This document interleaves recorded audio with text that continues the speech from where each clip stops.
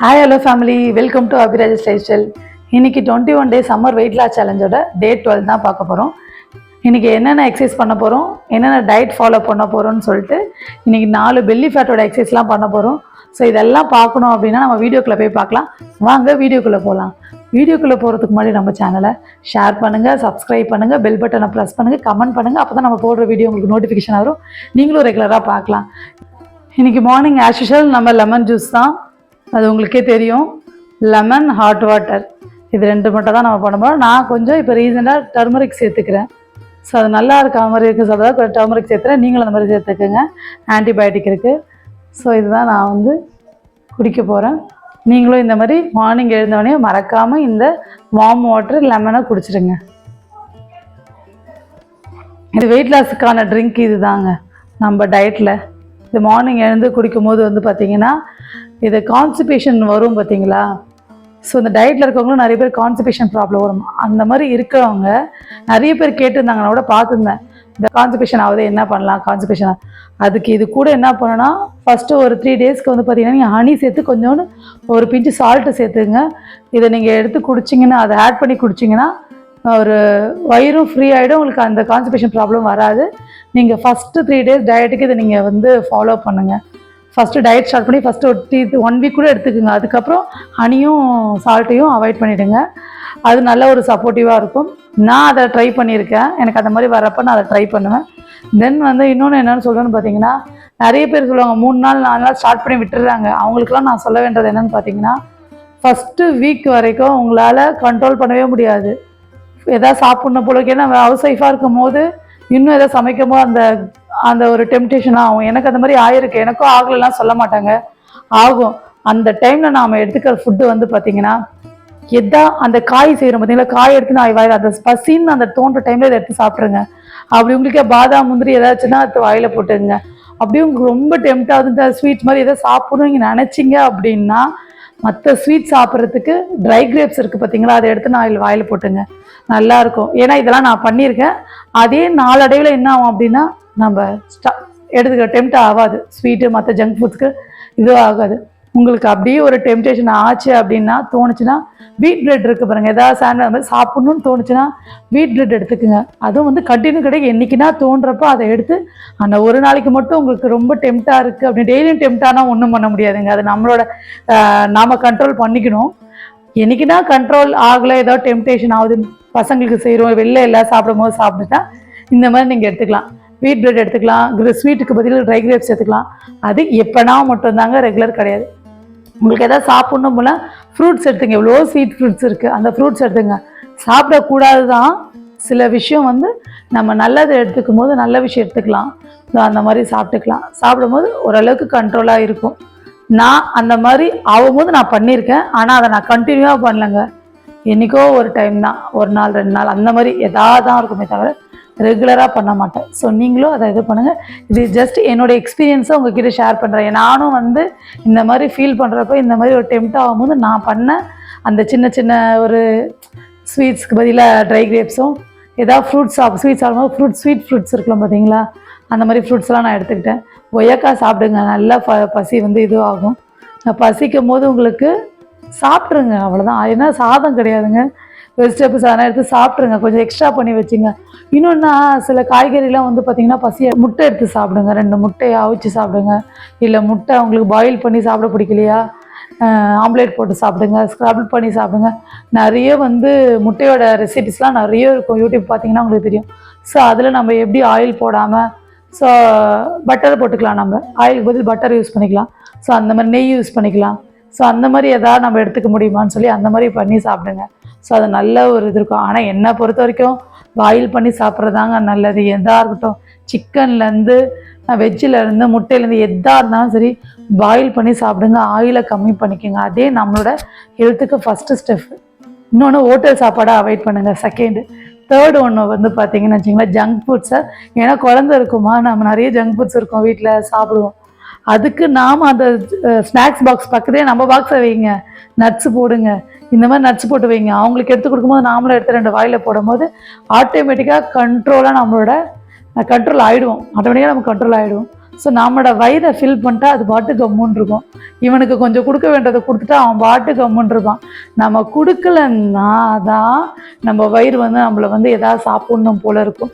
அப்போ diet start பண்ணி ஒரு 3 நாள் 4 நாளில் வந்து பார்த்திங்கன்னா எதாவது சாப்பிட்ணும். ஃபஸ்ட்டு ஒரு 3 நாள் நம்ம என்ன பண்ணுவோன்னா இந்த மாதிரி இருக்கணும், ஐ மீன் கண்ட்ரோலாக இருக்கணும்னு நினைப்போம்.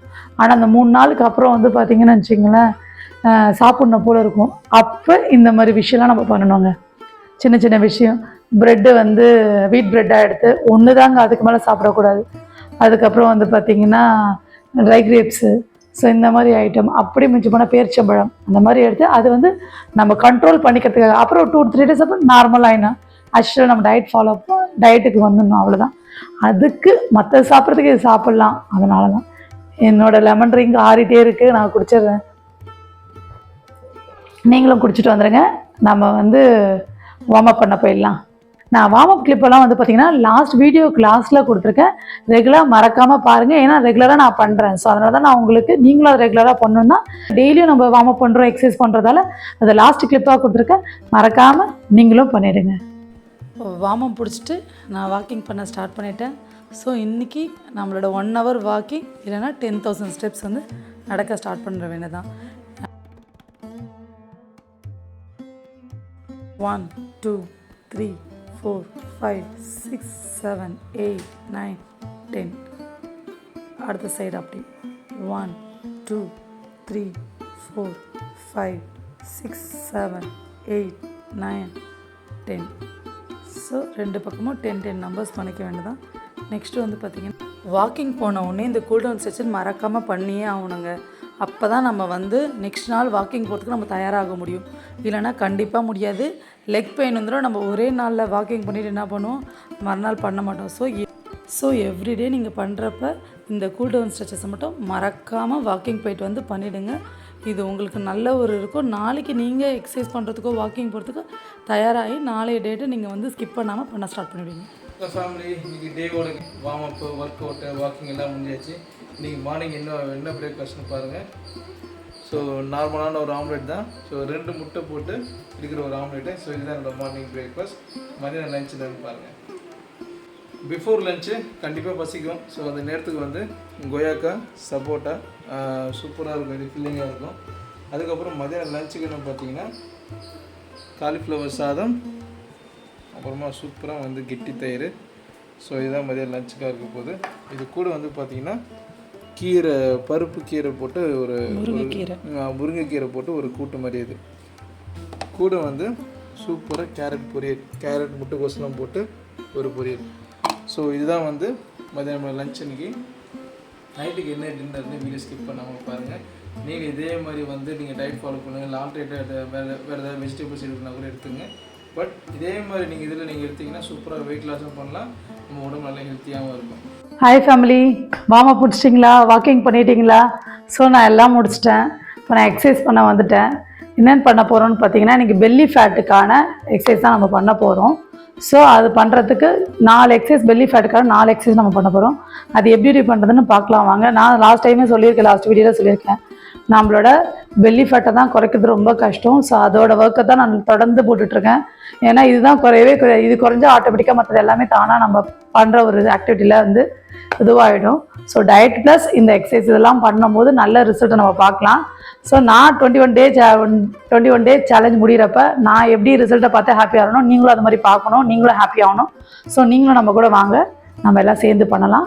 இப்போ இன்றைக்கி நம்ம பெல்லி ஃபேட்டோட எக்ஸசைஸில் ஃபஸ்ட் எக்ஸசைஸ் வந்து பார்த்திங்கன்னா மவுண்டெயின் கிளைம் தான் பண்ண போகிறோம். அதுலேயே கொஞ்சம் டிஃப்ரெண்ட்டாக எப்படி பண்ணுறோன்னு பார்க்கலாம் வாங்க. ஃபஸ்ட்டு நம்ம இப்படி வந்து பிளான் பண்ணுற மாதிரி பண்ணிக்கணும். ஜஸ்ட்டு வந்து இந்த நீயே டச் பண்ணணும். ஆல்டர்னேட்டிவாக 1 2 3 4 5 6 7 8 9 10 11 12 13 14 15. ஸோ நான் 15 நம்பர் 3 செட் பண்ணிவிட்டேன். நீங்களும் 15 நம்பர் 3 செட் பண்ணுங்கள்.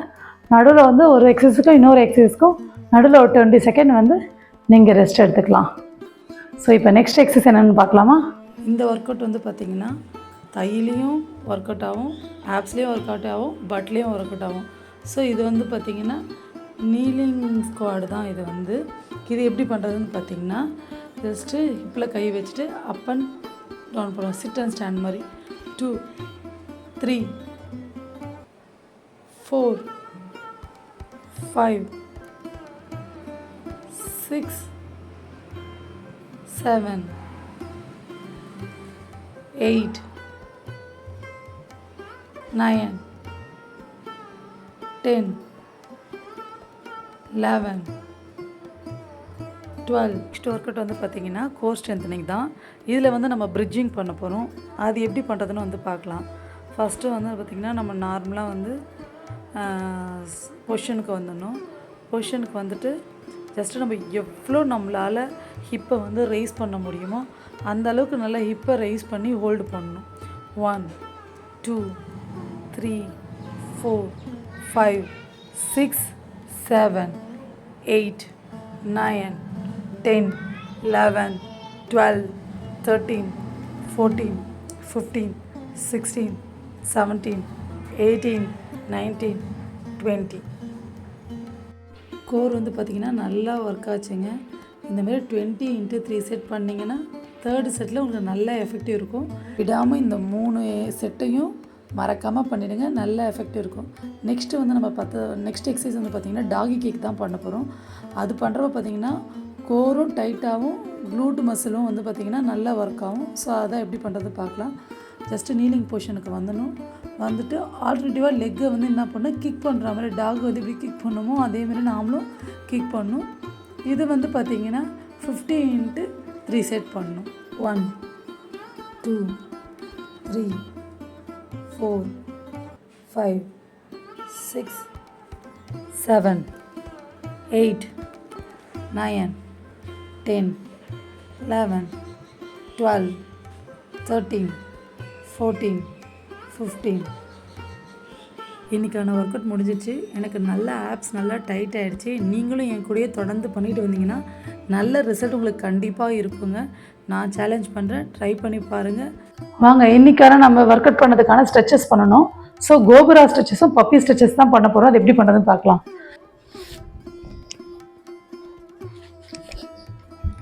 இப்படி படுத்துட்டு ஜஸ்ட்டு கையை வந்து வச்சு ஜஸ்ட் பண்ணிடும். 1 2 3 4 5 6 7 8 9 10 11 12 13 14 15. அப்படியே பப்பி ஸ்ட்ரெச்சஸ் ஆமாம்.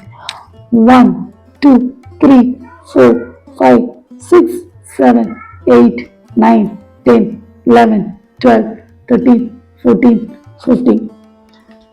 So 15 numbers into 3 sets 20 second rest எடுத்துக்கோங்க. ஸோ இதுதான் நம்ம பண்ண இன்றைக்கி ஸ்ட்ரெச்சஸ். ஸோ இன்றைக்கான எக்ஸசைஸ் முடிஞ்சிச்சு. நாளைக்கு என்னென்ன எக்ஸசைஸ் இருக்குது பார்க்கலாம். ஸோ நம்ம இன்றைக்கி நைட்டு நம்ம டின்னர் வந்து என்னென்னு பார்த்தீங்கன்னா சிக்கன் தந்தூரி தான் சாப்பிட போகிறோம். ஸோ 2 பேருக்கும் இதுதான் இன்றைக்கி டின்னர்.